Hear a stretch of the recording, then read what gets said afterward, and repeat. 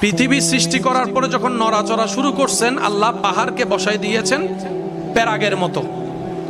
এটা দেখে ফেরেশতারা অবাক হয়ে বলছে, আল্লাহ, এত বড় পৃথিবীকে নড়াচড়া বন্ধ হয়ে গিয়েছে পাহাড়ের কারণে। আল্লাহ, পাহাড়ের চাইতে শক্তিশালী কি তোমার সৃষ্টিতে কিছু আছে? আল্লাহ পাক বললেন, হ্যাঁ আছে তো। ফেরেশতারা অবাক হয়ে জিজ্ঞেস করলেন, আল্লাহ, পাহাড়ের চাইতে শক্তিশালী কি? রবে বললেন, রব্বুল আলামিন বললেন, পাহাড়ের চাইতে শক্তিশালী হচ্ছে লোহা। কারণ লোহা পাহাড় কি করে? একটু জোরে বলেন। পাহাড়ের চাইতে শক্তিশালী কি?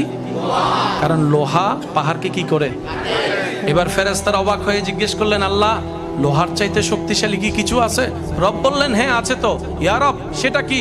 রব্বুল আলামিন বললেন, লোহার চাইতে শক্তিশালী হচ্ছে আগুন।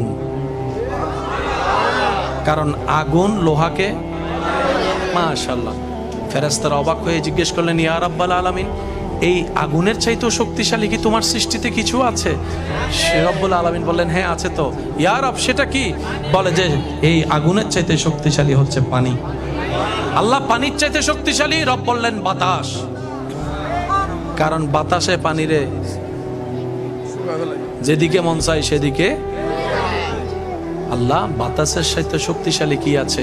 রব্বুল আলামিন বললেন, আমার বান্দাদের সেই দান যেটা ডান হাতে দিবে আমার জন্য বাম হাত জানবে না, বাম হাতে দিলে ডান হাত জানবে না। অর্থাৎ আমার বান্দা যাই দিবে আমি রবকে খুশি করার জন্য দিবে, দুনিয়ার বাবা প্রশংসা পাওয়ার জন্য দিবে না। ওই দান সদকাটাই আমি রবের কাছে ইচ্ছাইতে বড় শক্তিশালী ছিল।